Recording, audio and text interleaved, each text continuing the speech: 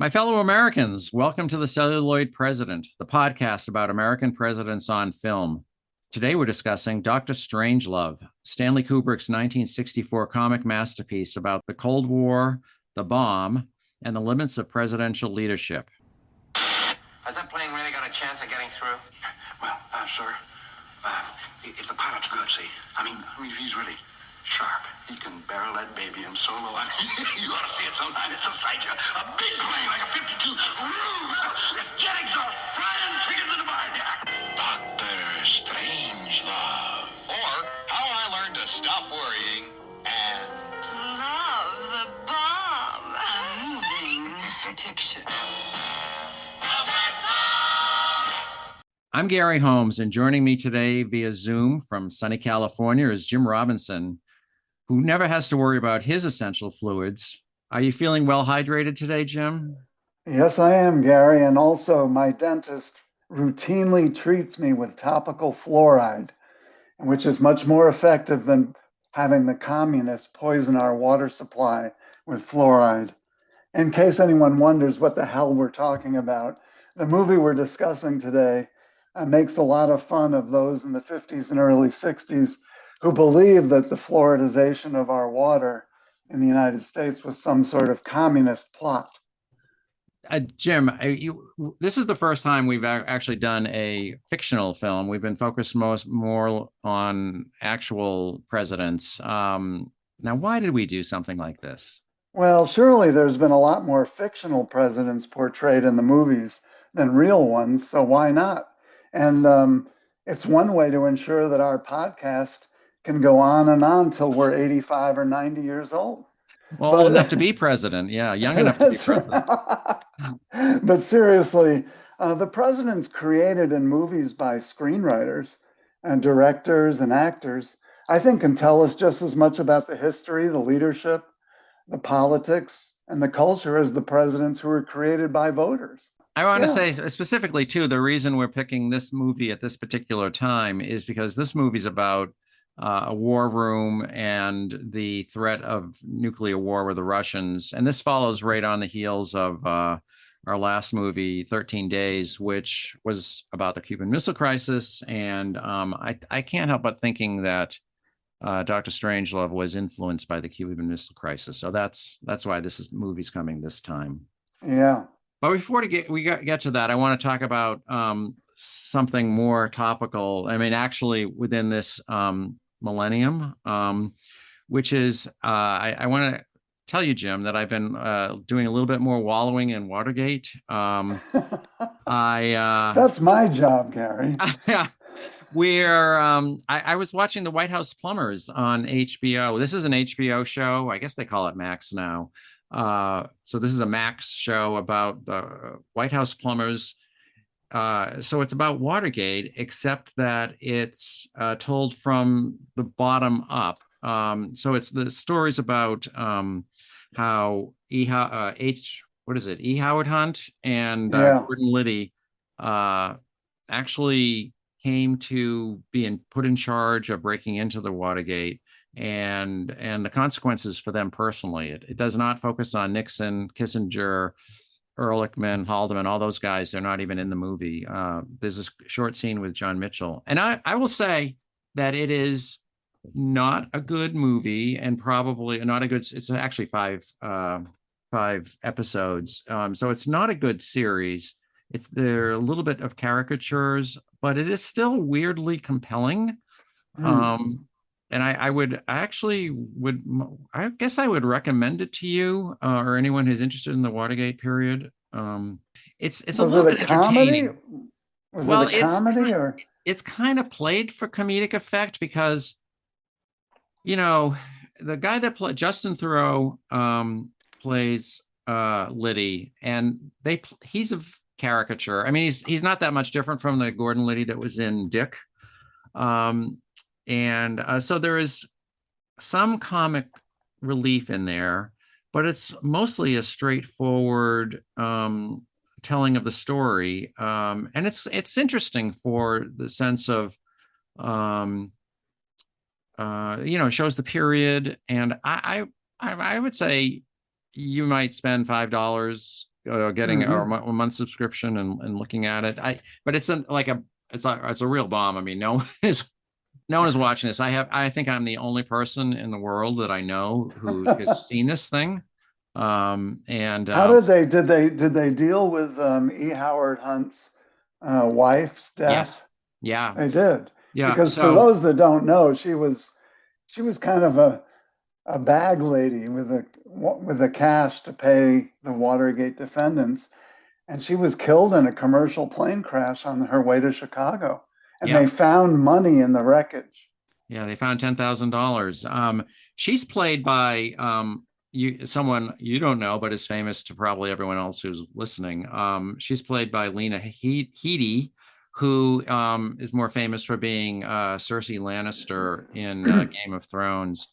And yeah, no, this I didn't know anything about her. And what's interesting to me is that she was also in the CIA. That's how they met. Howard Hunt and Dorothy Hunt were in or Dorothy, whatever her name is, were in the CIA together. She retired to become a housewife. They had 4 kids, and it's pretty clear in the movie that she's the smart one, that she's a Yeah, lot more capable. And yeah, she goes. You can tell she's got her juices up because she's paying off all the plumbers and the Cubans, and they're getting this money from somewhere, she's and a player again. she's a player again. Yeah, and then she gets killed in this plane crash, and it doesn't go full conspiracy theory, but it is kind of a, like, would they really bring down a plane to shut her up? Why don't they just kill Hunt himself instead of her? So the No, conspiracy actually, theories always actually, fall apart. Yeah, what we know from some of the tapes is that um, Nixon was wondering aloud whether the plane crash could now justify him pardoning E. Howard Hunt and kill two birds with one stone. And if anyone says this is a cover up move, Nixon could say, "Are you kidding? His wife was killed in a plane crash. He yeah, has kids." yeah. No, I mean, you could have made the case for that. Anyway, that was a distraction, a diversion from our intention today. I'm So always in favor of any distraction having to do with Nixon or Watergate. In all fact, right. let's talk for the whole podcast about Yeah. this. Okay. Yeah. We'll talk about something that I watched and you didn't. All right. So let's talk about the movie at hand. So, what is Doctor Strangelove about for those of people at home that don't know anything about it? Well, first of all, the full title is Dr. Strangelove, or How I Learned to Stop Worrying and Love the Bomb. It was directed, produced, and co-written by Stanley Kubrick and is loosely based on a novel called Red Alert, which was a thriller and not a satire. This movie is a satire. It's a black comedy, if you will, and it tells the story of a psychotic general, Jack D. Ripper, ha ha ha, who on his own has ordered a preemptive nuclear strike of the Soviet Union. Furthermore, he's cut off communications with the B 52s that will drop the bombs so that the president and his military superiors are unable to stop the attack. The president, the Joint Chiefs, the Russian ambassador, and assorted others gather in the war room to try to avert disaster. But there's one bomber that they are unable to recall. And so it's going to happen. The bomb's going to get dropped. In fact, they learn that the bombing will also irrevocably trigger Russia's doomsday advice, which will unleash radioactivity across the globe and render the Earth uninhabitable for nearly a century. But not to worry, says the wheelchair-bound Nazi Dr. Strangelove, the president's science advisor. In the film's closing speech, he manically presents a plan for mankind's survival and rejuvenation before a rapt audience of leaders in the war room. And that's the story. Now, I've done this sort of dryly, but the important thing to understand is that every single point is presented comedically, absurdly, and ironically in order to make the film's overarching point that the Cold War mentality of the times and the policy of mutually assured destruction, or MAD, were nothing less than insane. Yeah. All right. All right. Good job. Um, by the way, for our next, I'm gonna give you a warning right now for the next summary that I do. I'm gonna use an AI version. So Mine was. yeah, I know it sounded like it. Yeah, it sounded almost good enough. Um, so do you know, are you familiar with Stanley Kubrick's work at all? I mean, are you a fan? Um, I backed my way into it by seeing several of the movies. I Yeah, didn't focus on who the director and auteur was. yeah. So I've seen 2001: A Space Odyssey. I snoozed my way through that, and I saw A Clockwork Orange because, as a sort of a late teenager, I was titillated by being able to go to what was an X-rated movie, and then it was reduced to R-rated later on. But just recently, by accident, I saw The Killing, which was a 1956 film noir film, because I'm into film noir these days. And what a fantastic film noir movie that is. And that was a Kubrick effort. And so that's basically my exposure to him. What about yourself? You know, I actually am a big Stanley Kubrick fan, and I've seen many of his movies many times. Another famous movie that you didn't mention is The Shining. Right. You know, he is considered to be one of the greatest filmmakers. He's one of these guys who's an artist of artists, an auteur is the right word.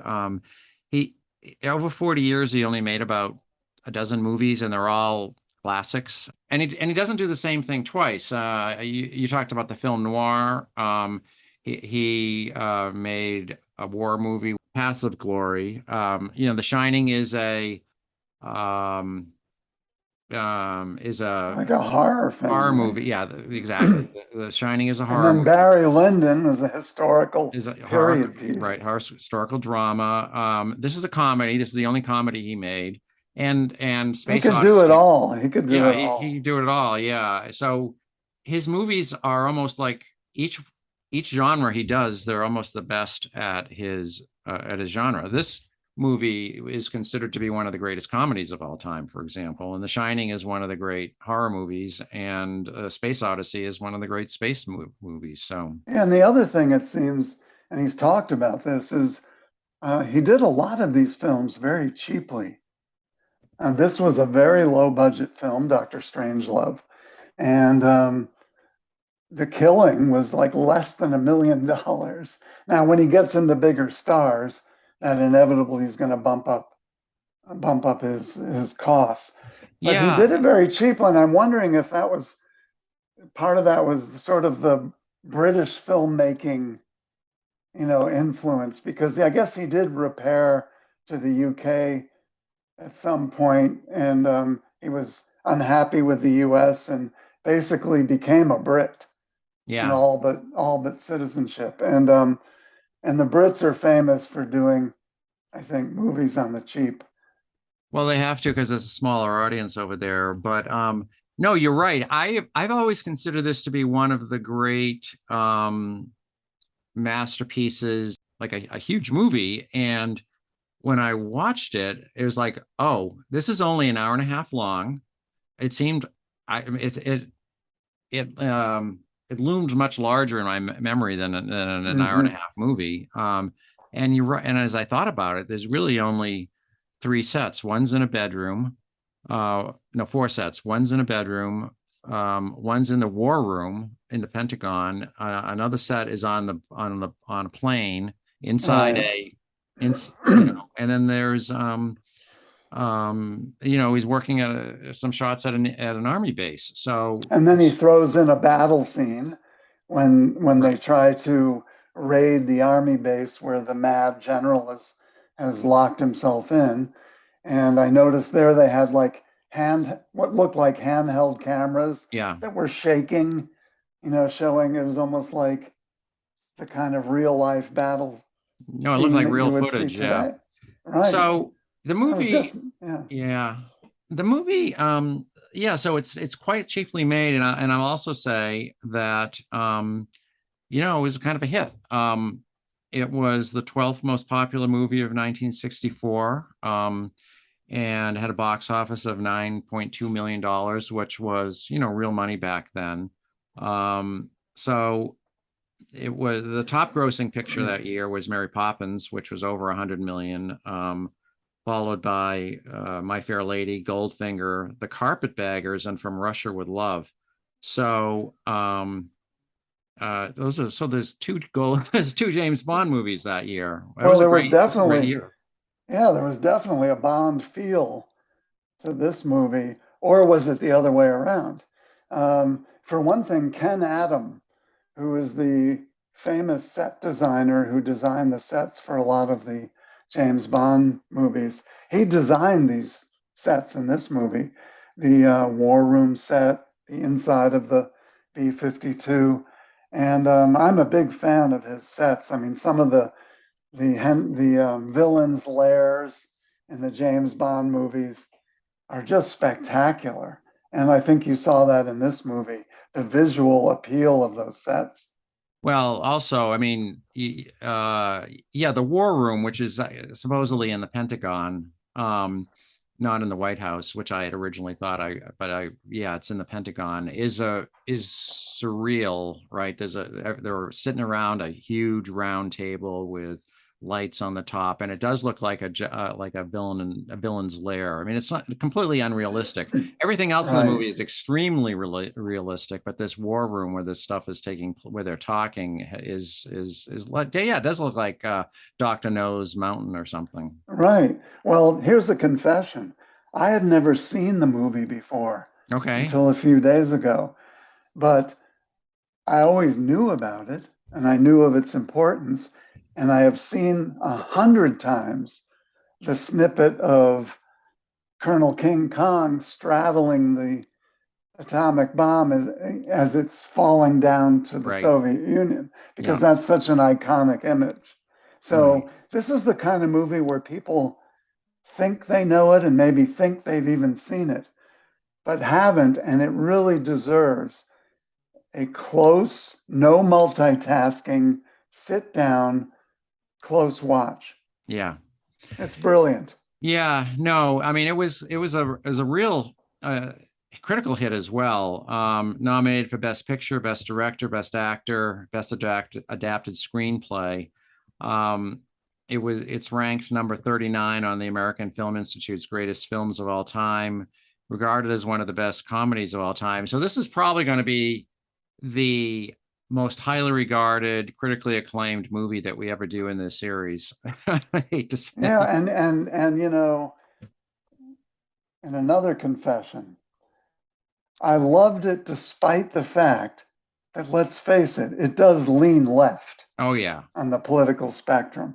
It makes relentless fun of anti communism without acknowledging the reality that there was an international communist movement, both militarily and ideologically.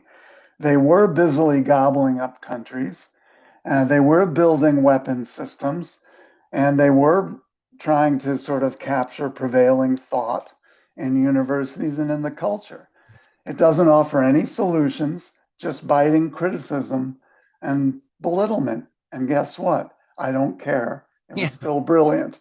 And unlike today's left, some of us who are more on the right still have a sense of humor, and Yeah. we can take it. Yeah. No, it was definitely a left-leaning movie. And I'm with you. I mean, this is literally in my top five favorite movies of all time. I've seen it at least two or three times before this. So it's been 4 or 5 years, so I'd kind of forgotten. I even forgot it was in black and white, you know? Really? Yeah, I don't know how I forgot that. Because it's so vivid in my memory that I guess I assumed it was color, but when I looked back at it, and having it be in black and white is an important thing because it makes it like a relic of the time. I mean, it looks from the 60s, but Right.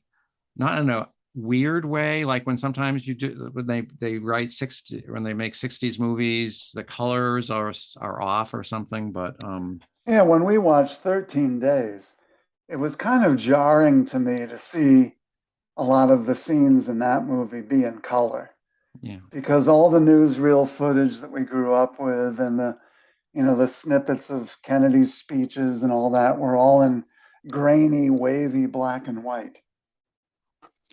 So let's get into some specifics about what did you like about the movie? I mean, I guess I'm taking away that you actually said you liked it. So, which is great. Glad we picked a movie that we both liked. What, what was some of your favorite things? I did like it. It was almost as good as PT 109. That's a joke. That's a joke, folks, for Gary, who was not a big fan of that movie. But this is going to overlap our usual categories. But the acting, I don't think there was a bad performance in it. The way the actors portrayed the different characters they were playing. I also have to say I liked it before I even saw it, because when I looked up the movie first before actually viewing it, I was laughing out loud at the characters' names. Yeah. I mean, first of all, there's Dr. Kissinger. Oh, excuse me, I mean Dr. Strangelove. General Turgidson, President Merkin Muffley, General Jack D. Ripper, Premier Kissoff, Colonel King Kong. I mean, that's worth the price of a ticket, isn't it? Just the names. So I like that about it too. And I could go on and on. What did you like most about it? Well, I first of all, I always like Stanley Kubrick's direction. There's something I can't quite put my finger on it, but the way he puts the camera, it's very hypnotic. So I like the direction. It's obviously hilarious. That's the funniest thing. You're right. The acting is hilarious. It's taut, no fat on this, fast paced. I mean, it was over before I could have. It seems longer, but not in a bad way. I mean, because there's so much crammed into there. Obviously, a care is taken with every frame of the movie.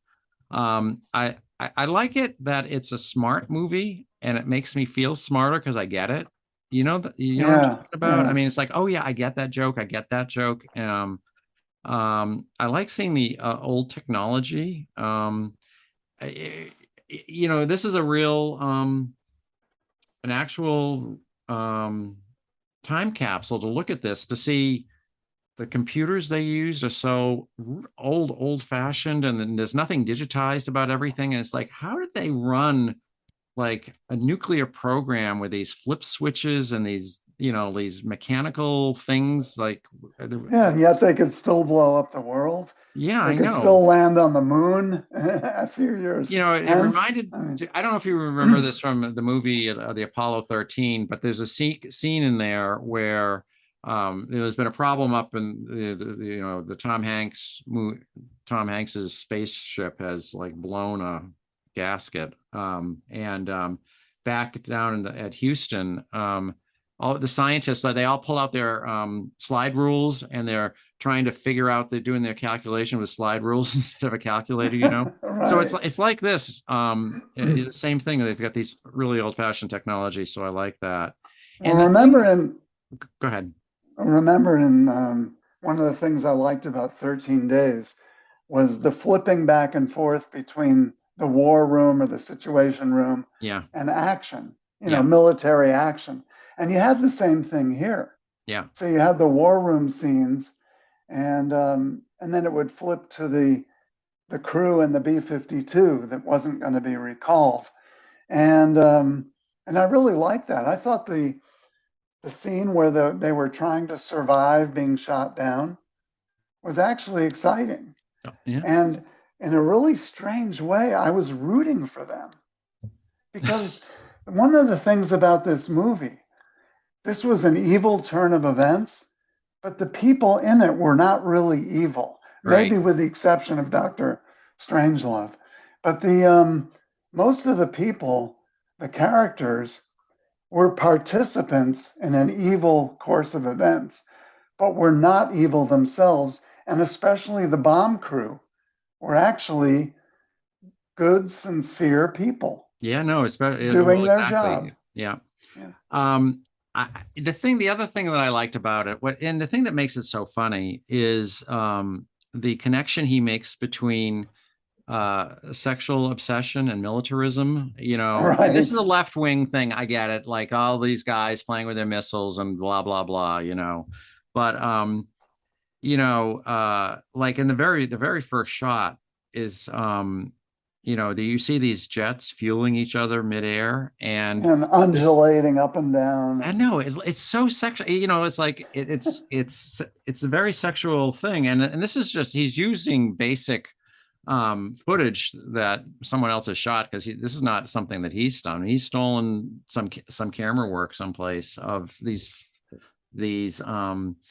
jetliners, like refueling, and so that's a sexual. So it starts off that way. The obvious, the end of the world basically comes about because the base commander has this fixation on bodily fluids, Right. and he ties fluoridation to a lack of energy he has after having sex. Like, he has sex and then he feels tired afterwards, and he thinks it must be because fluoride is, his ruining his sex life.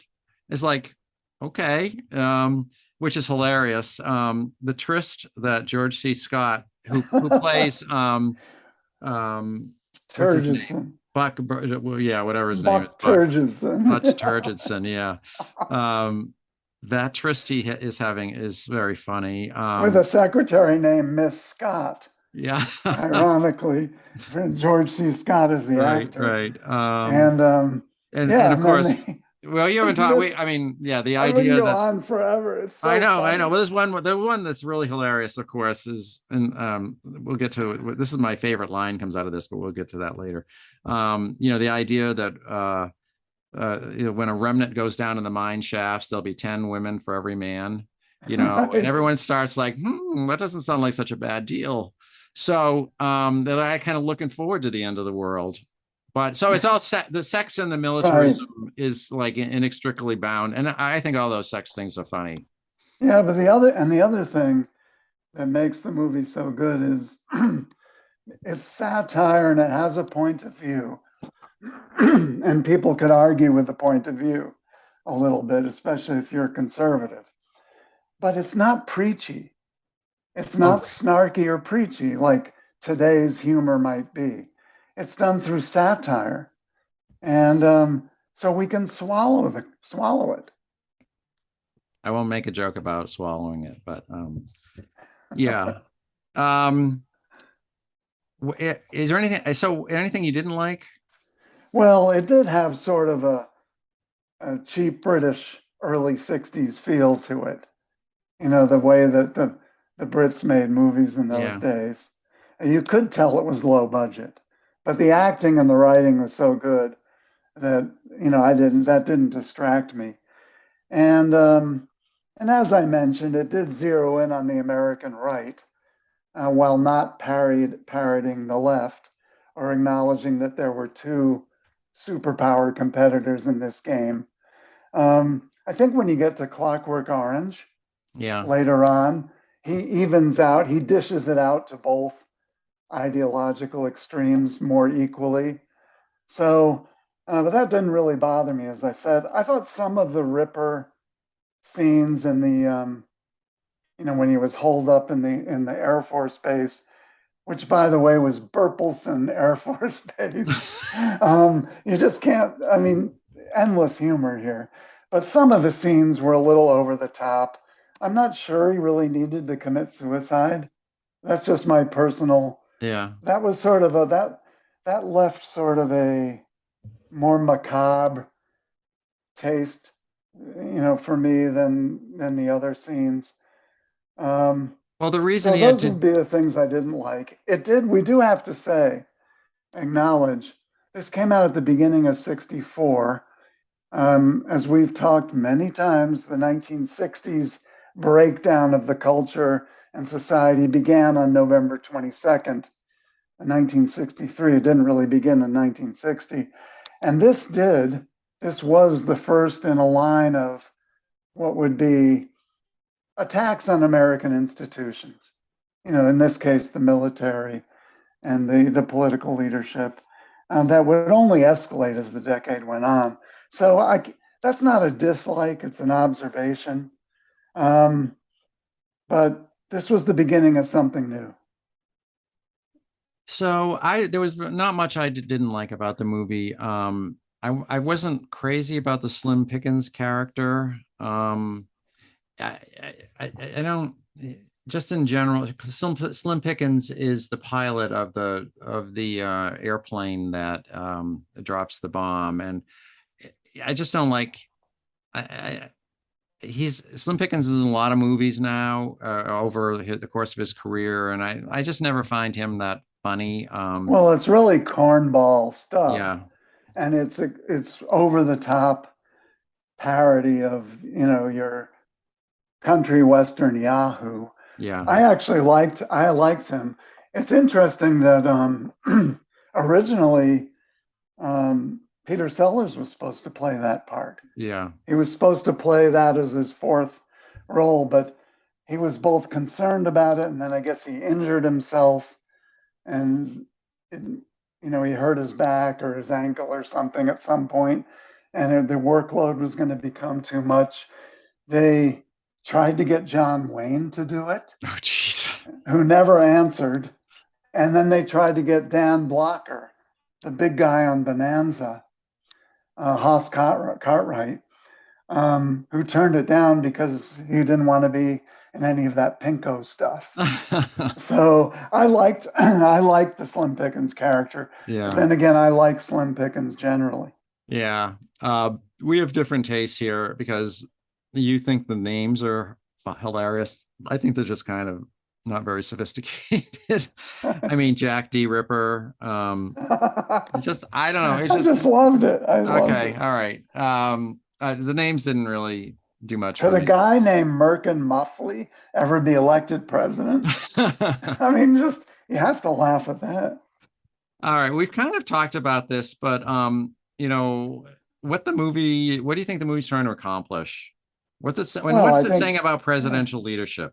yeah, I'll take them separately. I'll give you a chance in between. But I think it's trying to show the danger and absurdity of MAD, the mutually Yeah. assured destruction policy, and the potential under that policy for world-ending mistakes. This was a recurring theme at the time and right into the present day. And the thing about MAD is that you can parody it, you can satirize it, but it wasn't some fly by night thing. It was a very well thought out and widely accepted military and geopolitical strategy. And the idea that both the US and the Soviet Union, if they could be assured that they could destroy each other, never would. And so that was the theory. And this was making fun of that theory and showing that maybe the more responsible leaders might be restrained under MAD not to start a nuclear war. But what about the crazy guys like General Ripper? And what about mistakes like we see in the movie Failsafe, which came out about the same time? When it's just a technological mistake. So I think that was the overt purpose of the movie, and then it was subterfuge. It was making fun of the whole military industrial complex. No, you're absolutely right. I agree with you completely on what the goal is here. He the thing about Mad too is first of all, it worked, right? Right. We haven't had any nuclear wars. I mean, we've only no one's dropped the bomb since 1945.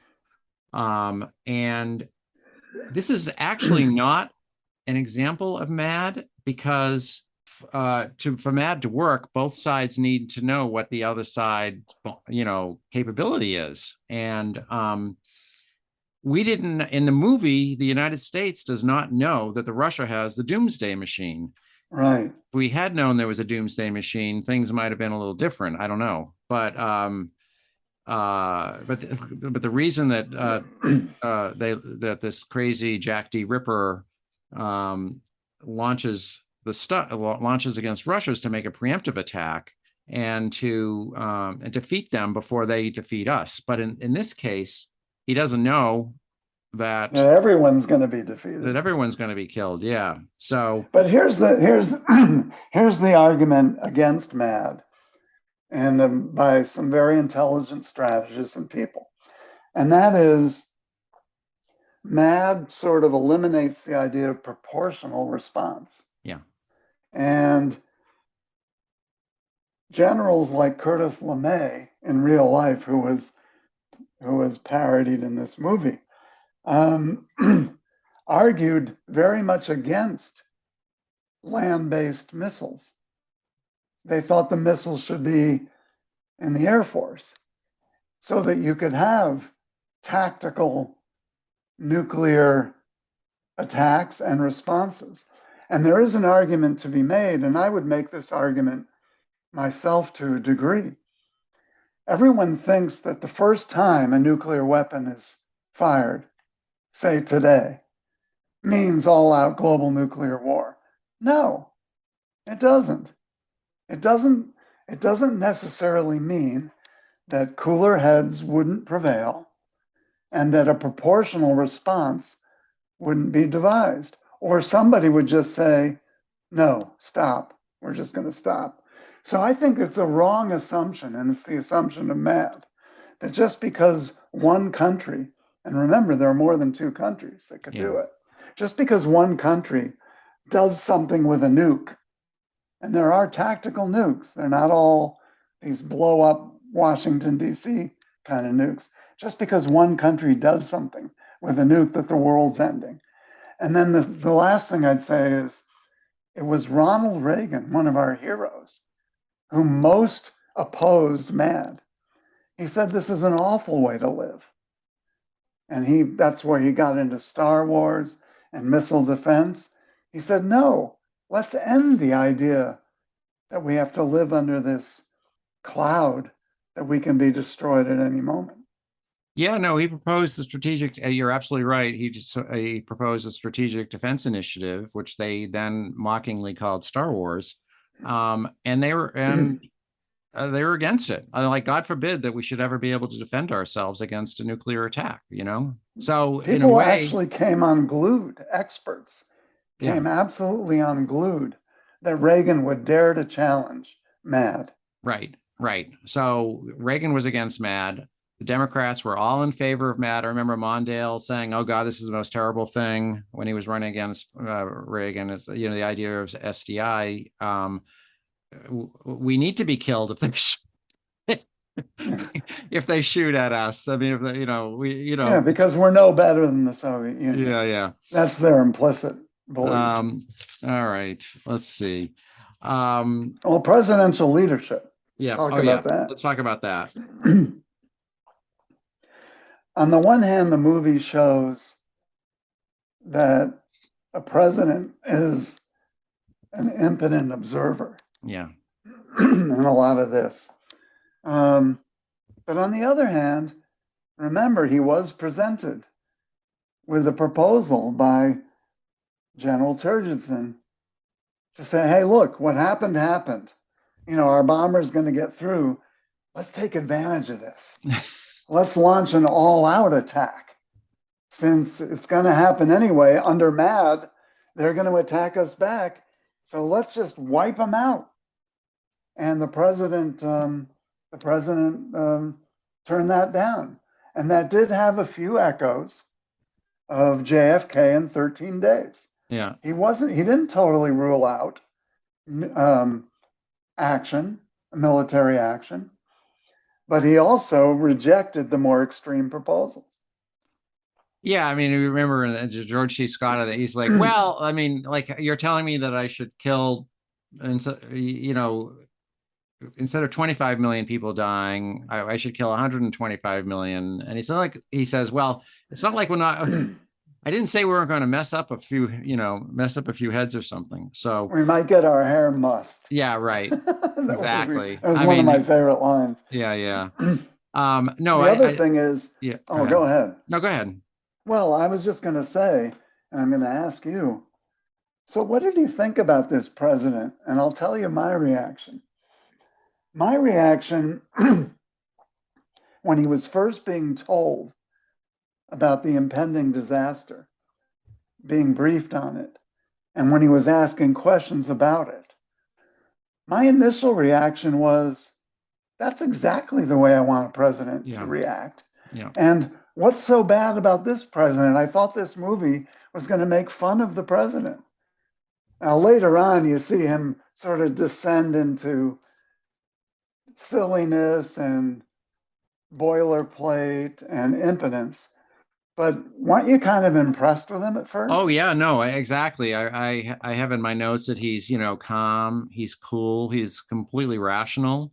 He takes all he takes these steps to fend off the trigger happy military. So I think he's quite a good president in this limited amount of time that we see him.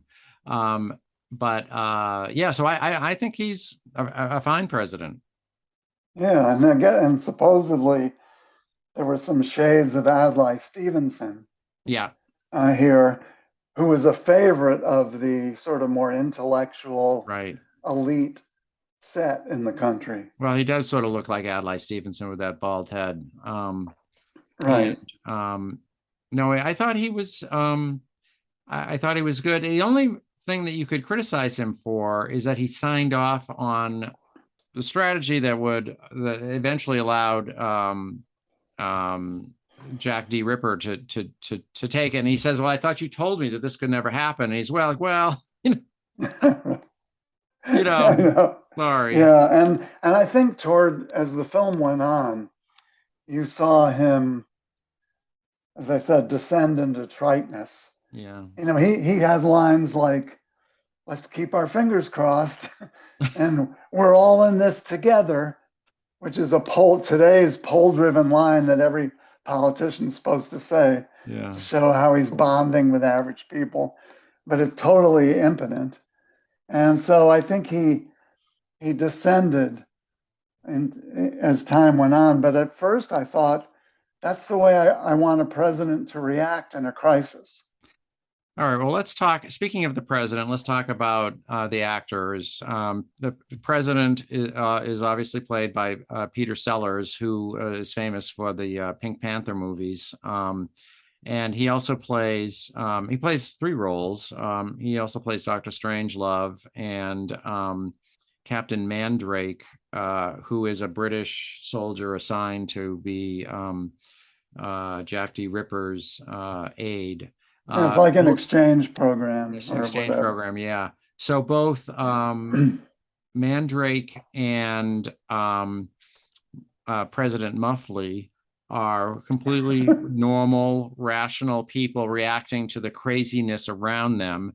And then Dr. Strangelove is Strange. strange, extremely strange, a complete caricature of a German refugee mad scientist who somehow lands in the Pentagon. So what did you think about his acting? Well, I thought he was brilliant. And I was surprised how little Strangelove was in it Yeah, for a movie considering the that's movie's been called. named after him, right? Right. He's only in, I think, two scenes. Of course, they're important scenes, but I thought he was great in all three roles. I really did. I thought he was the back and forth between when he was playing the sort of milk toast British group captain and he was sort of locked in with General Ripper, the insane general. The back and forth was really good. And he would have these classic understated British lines like, "Well, General, we don't really want to start a nuclear war until it's necessary, do we?" And he was really good in that.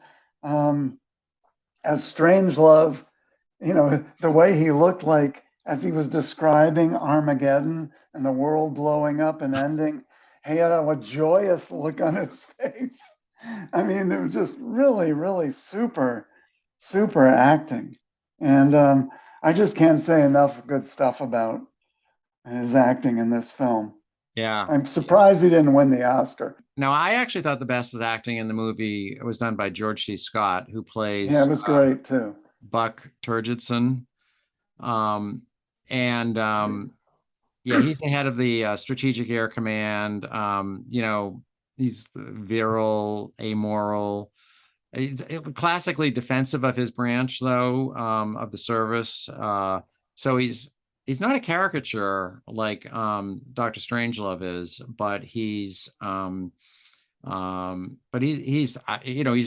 so funny. You never think of George C. Scott being funny because he's such a serious actor. Yeah, that's what surprised me is that I seeing him in a comedic role.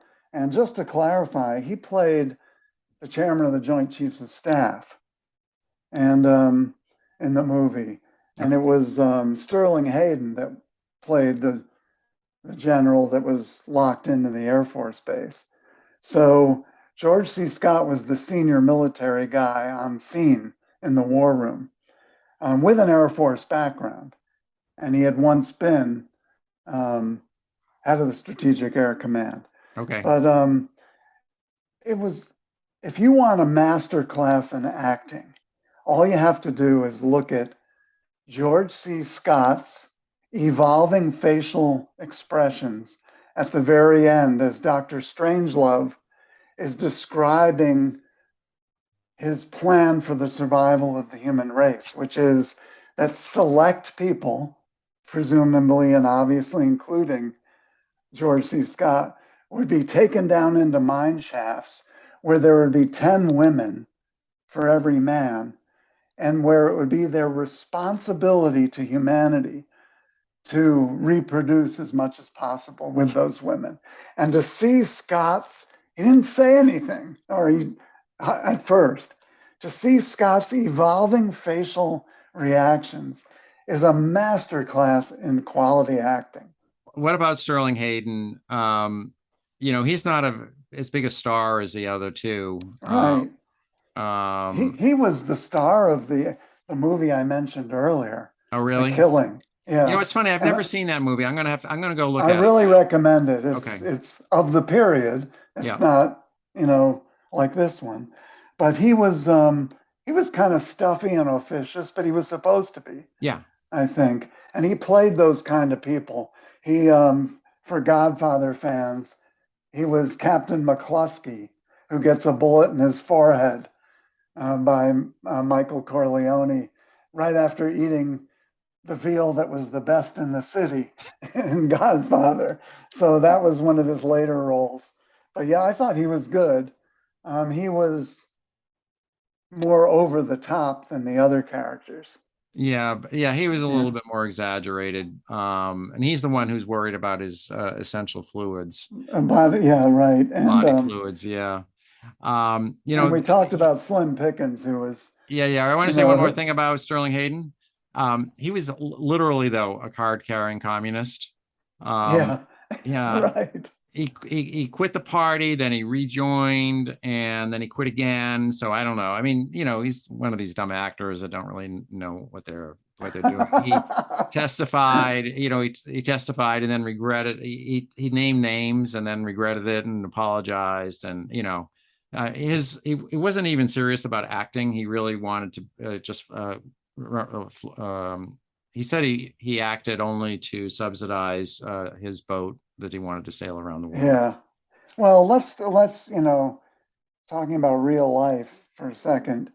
So let's talk about Curtis LeMay, Yeah. because Okay. we've seen him figure pretty large in two movies in a row. Right. He was presented as the kind of trigger happy warmonger in 13 Days. Yeah. And here he's the chairman of the Joint Chiefs of Staff, whose reaction to the US's own mistake is to, well, let's take advantage of this and launch an all out nuclear war. And in fact, Curtis LeMay had a very long and interesting career, and in many other ways was an American hero. He was a hero during World War II. He led the bombing of Japan, which was controversial, but nonetheless, he led that whole strategy. He basically formed the Strategic Air Command, made it what it was. He was in charge of the Berlin airlift when Berlin was cut off from from supplies.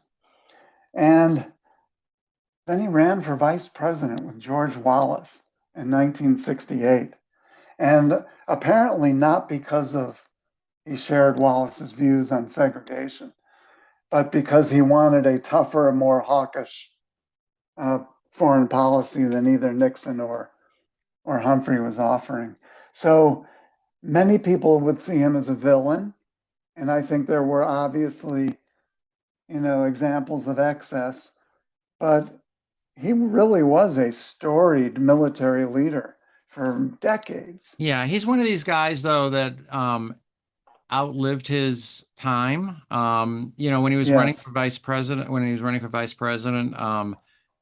George Wallace's aides thought that he was like off the reservation too much. So when you've got George Wallace thinking that someone else is like a little crazy, you can, Well, he's a textbook example of someone who can be both a great American hero in some ways, but also prove positive why we should keep the military command Yeah. separate from civilian Right. and subordinate to civilian Right. command. Right. But speaking of the history, though, so do you think this movie, even though it's done in fun and satire, do you think this movie tells us anything about the period that in which it was made? I think that it satirizes the militarism and also the right wing hysteria about communism, justified hysteria about communism. Well, not there's well justified fear about communism, but not.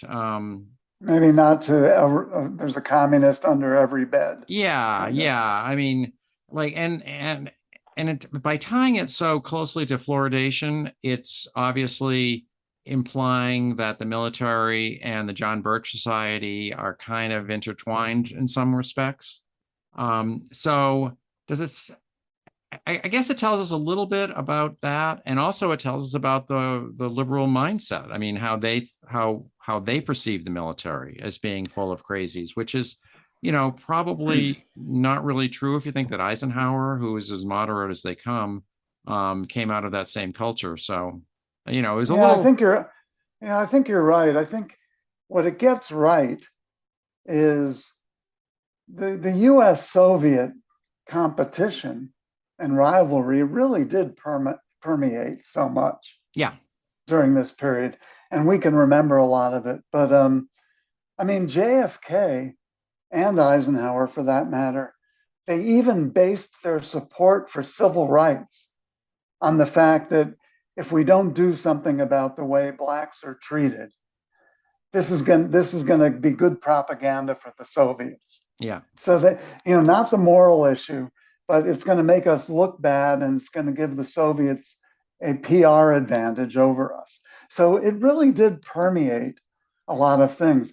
I mean, you and I saw the after effects of this, the Sputnik space race competition, where all of a sudden college campuses, including our own in the early 60s, were reconfigured with huge new science buildings being put up, and everyone going into engineering.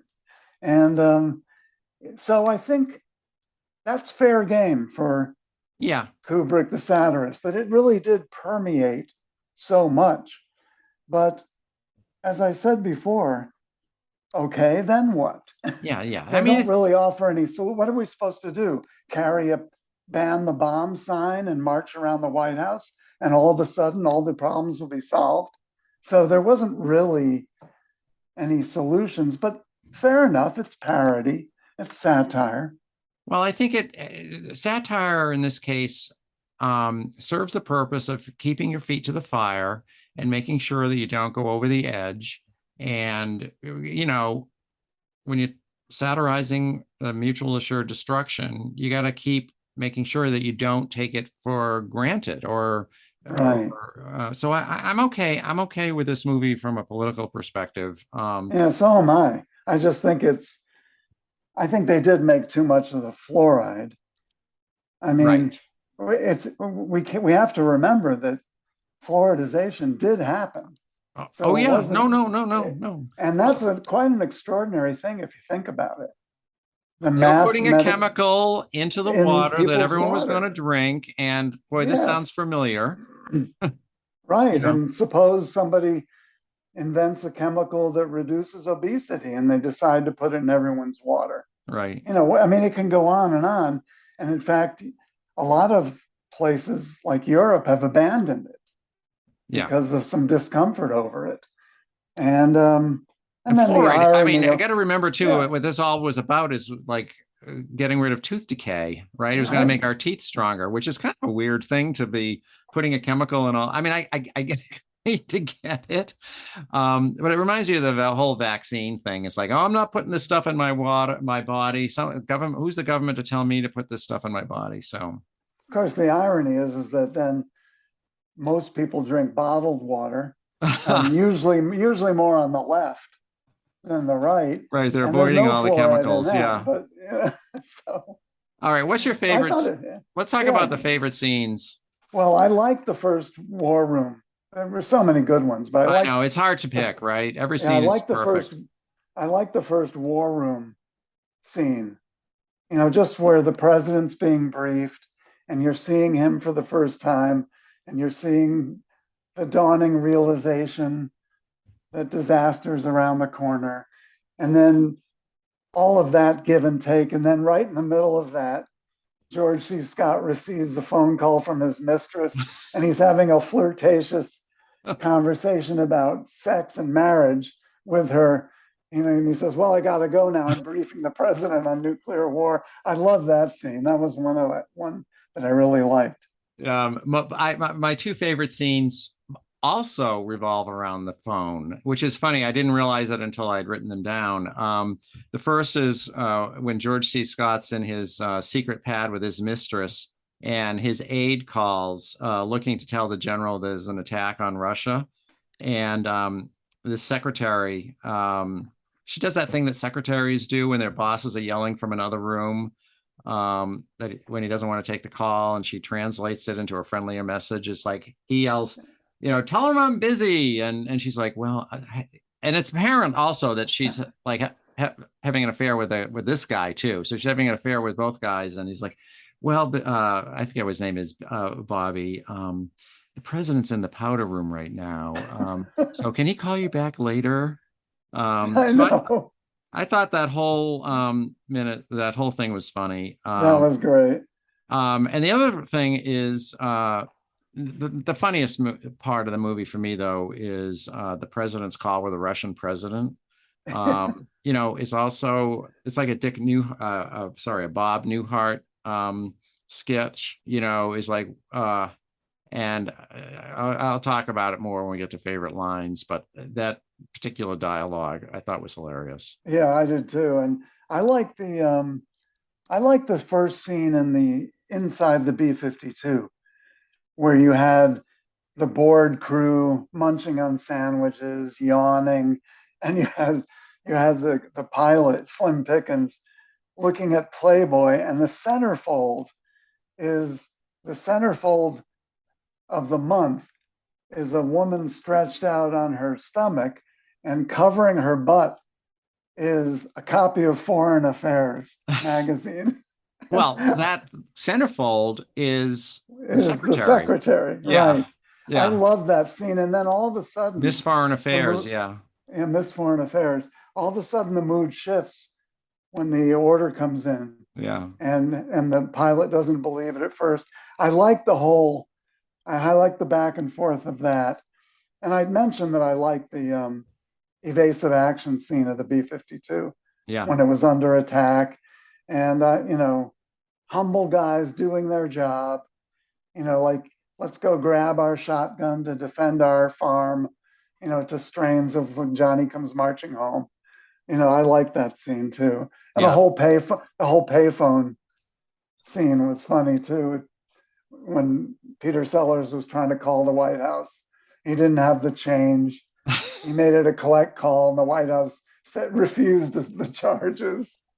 I mean, that was a great scene. Yeah, no, everything was great. How about favorite lines?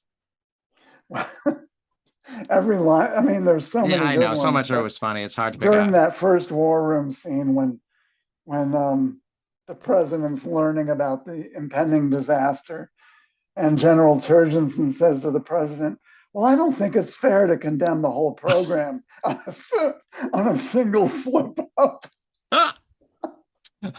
Yeah, yeah. It's like it's just one little mistake. Right? Yeah. Gonna destroy the world. Well, that's what I mean about him being so like that's so classic that Yeah. he's so defensive about his branch of the service. Right. All right, I'm gonna let me do the lines from some of the lines from that conversation with the president with the Russian president. Again, who's at the dacha with his girlfriend too, you know. Right. He says like, well, I'll tell you what he did, you know, so he's talking about what this general did. He said, well, Uh-huh. I'll tell you what he did. He ordered his planes to attack your country. Well, let me finish, Dimitri. Let me finish. You know, well, listen, how do you think I feel about it? Can you imagine how I feel about it, Dimitri? Why do you think I'm calling? Just to say hello? You know? And you know, he says it so much funnier than I just did. I mean, it just, Didn't he begin that conversation by sort of saying, Dimitri, we did a silly thing yeah, here. Let right, me tell you about it. right, It was great. right. Yeah. Now, here's a line that's not one of my favorite, but it's interesting. And when Slim Pickens is piloting the B-52, Yeah, and at one point he's just, shooting the bull with himself. And he says, boy, we could have a pretty good weekend in Vegas with all this stuff. yeah, If you look at his lips, he's not saying Vegas. And what he is saying, and this is the reason they had to overdub, he said, we could have a pretty good weekend in Dallas. oh, yeah, And this movie was shot before the assassination, right. but it wasn't released till after, in January after the assassination. And obviously that had echoes of that awful weekend in Dallas. So I thought that was interesting. A little bit of history there. I have And a then line. yeah, Let me go give you another ahead. line. When George C. Scott, he gets called at his mistress's pad, and he has to go back, and she's like, "Oh, why don't you just stay here? And, you know, are you tired of me?" And he says, "I know how it is, baby. Tell you what you do. You just start your countdown, and old Bucky will be back before you can say blast off." Of And course, didn't he? yeah. Yeah, didn't he also say in that same scene? As I wrote it down, I loved it so much. Is, hmm, I think I'll just mosey over to the war room and see what's doing over there. Right. A nuclear attack is what's doing. I'll just mosey over there. So, listeners, you got to see this movie because every line almost is as funny as the ones we've just poorly delivered. Do you have any more lines, or you want to go to, you know, Now, let's go to like, what you think is relevant or comparison for today of this movie. so I think we're still dealing with the nuclear threat, obviously, and the question of how to deter nuclear war. Um, and you know, everything involving Ukraine, for example, is seen through the prism of how far we can push Russia without them dropping the big one on us. So, you know, it's still relevant. The new and you know, I have to say, I am still anxious. I mean, this movie made me more anxious than ever at the idea that now there's the question about how, you know, artificial intelligence, you know, might, you know, create a nuclear war if it's not uh, controlled properly. So, yeah, I think it's definitely relevant today. Yeah, I think those are good points. There's a lot of comparisons and contrasts that popped into my mind when I was watching this. Today, it's the left wing of our country, the progressives, who are looking for a Russian under every bed, and not the right wing for the Right, most part. right. It's the civilian leadership today that seems more trigger happy. Yeah, The neocons in particular, not the generals who have become more like bureaucrats. They Right. want bigger and bigger budgets, more men, more equipment, but they seem to never want to use it. Right. We may not have a Soviet Union, but like you said, we still have a MAD situation, a mutually assured destruction situation. And we're still seeing cavalier approaches that could easily slip us into a nuclear confrontation.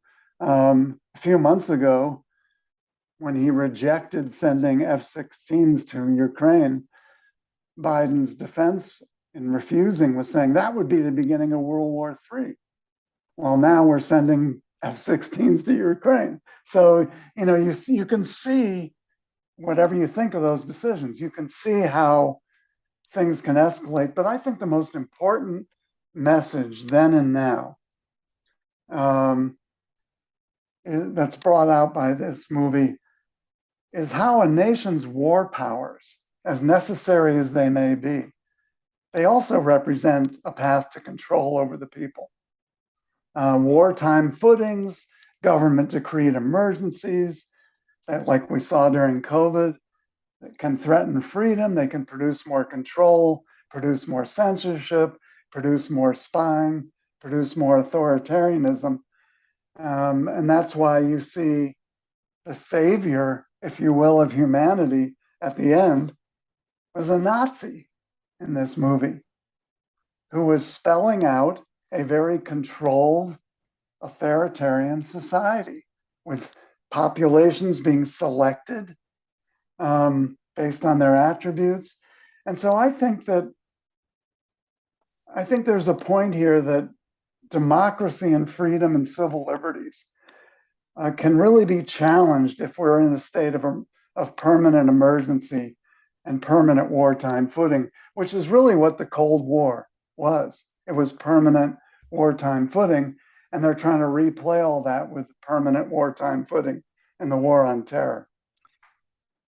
Well, congratulations for not abandoning your libertarian principles in your old age. No, you're right. Okay, good point. Could this movie still be made today? I don't think so. And because for one thing, Hollywood wouldn't like the bedfellows they'd have to be associated with. To my point of what I said about it's not the military that are sort of the trigger happy people anymore. It's civilians. And I don't think that Hollywood would like the tearing down of American institutions, of the surveillance state, if you will. I mean, look how a lot of the mainstream media take great umbrage at how dare people criticize the CIA and the FBI. There really has been a flip if you think about it. And so I just don't think they would make a movie making fun of whipping up fears about the Russians, because they themselves are whipping up fears about the Russians. Well, it wouldn't be the Russians. It would be some unnamed white supremacists. They just No, find different villains. in the movie Top Gun, the adversaries are not mentioned, so you could still do a military movie, and I think there's still a sense in the popular perception in Hollywood, especially, that the military people still are trigger happy. I mean, they're not sophisticated about what's really going on. So I think it could be made, and I think dark humor in particular is still popular. Maybe Do you really? Or would it be all snark and sarcasm? Well, against one side or the other. One side or the other. I mean, I've seen I think it could be like The Death of Stalin, for example, is a movie that was bone dry black humor. Now, granted, this is about Stalin, dying in the 50s. But I think they could make it. The question really, though, is whether the audience is sophisticated enough now to get the humor, and really would appreciate such a smart smart humor. So I don't know. I think they could make it, but I'm not holding my breath.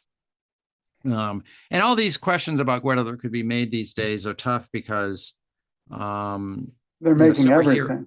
You're right. They're not making adult movies anymore. They're either comedies or small independent movies. But on the other side of the coin, there's so much content now. Yeah. We are awash in content because there's so much distribution systems now. So you got to fill up those distribution wheels with content. So yeah, the question of could it be made today? It's the better question is what wouldn't they make today? Because so So who would you recommend this movie to? well, film lovers of all ages Yeah. and all types. I mean, it's just a great example of genius filmmaking, but also those interested in the history of the Cold War, trying to get a sense of what it was like back then, the brinksmanship, the permeation of the fears about the Russians and the competition with the Russians through so many avenues, walks of American life back then, even though it's done to deliberate satire. And there's a pertinent lesson there about how easy it might be to still slip into nuclear disaster. I could not have said it better. So I completely agree with that. Um, if you were a high school teacher, would you assign this movie? Yeah, Mhm. absolutely. And then it's a good way to engage the students, and then you present the reality and a fuller picture alongside the satire.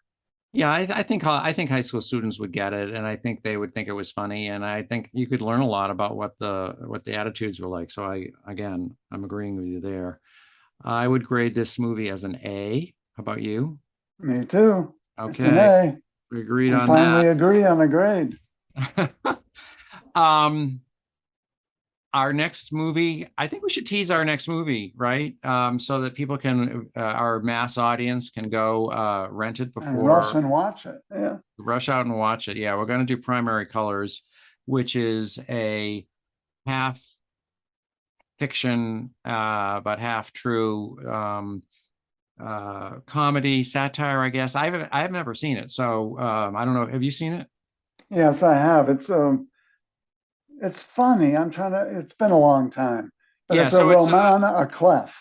it's a Romana Clef, of about the Bill Clinton campaign of 19 when I was mean, that? 92. 92. Yeah, when he first It's ran. about Bill Clinton, but and all of those characters surrounding him, but they all have different names. Yeah, yeah. No, so it's not even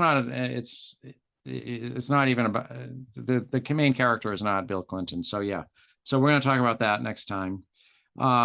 Any other formal wrap up comments? Well, you began this podcast by talking about one of my obsessions, Watergate and the Nixon White House. So let me make my final comment about another one, the Beatles, because Okay. there is a Beatles connection with Peter Sellers. His brand of comedy, especially on BBC Radio with the Goon Show, heavily influenced the Beatles' shtick and their own comedy, if you will. And Peter Sellers was a particularly good friend of Ringo Starr. They starred in the movie The Magic Christian together in 1969. They were yachting together in the Mediterranean when, through a discussion with Sellers, they came up with the idea of Octopus's Garden, which was a song that Ringo wrote that was on Abbey Road. And Peter Sellers appeared briefly in the recent Disney Plus movie Get Back, the Beatles documentary movie. He shows up and has a chit chat with the Beatles for a few minutes, and it is very strange to say the least. So I had to work that in somehow from Okay. Watergate to the Beatles. James Bond and the Beatles always relevant when we're talking about presidents. So yes. All right. I will just say, as usual, the podcast is available on Apple, Spotify, Amazon, and most of the podcast platforms. So subscribe there. As always, like it. I mean, write commentary or whatever. That would be great. Have any questions? You're going to email me at garyholmes76@gmail. I look forward to seeing you again next time, Jim, to talk about our favorite president, Bill Clinton. So talk then. Bye-bye. See you. Doctor, you mentioned the ratio of 10 women to each man. Wouldn't that necessitate the abandonment of the so-called monogamous sexual relationship? I mean, as far as men were concerned. Regrettably, yes. But it is, a sacrifice required for the future of the human race. I hasten to add that since each man will be required to do prodigious service along these lines, the women will have to be selected for their sexual characteristics, which will have to be of a highly stimulating nature.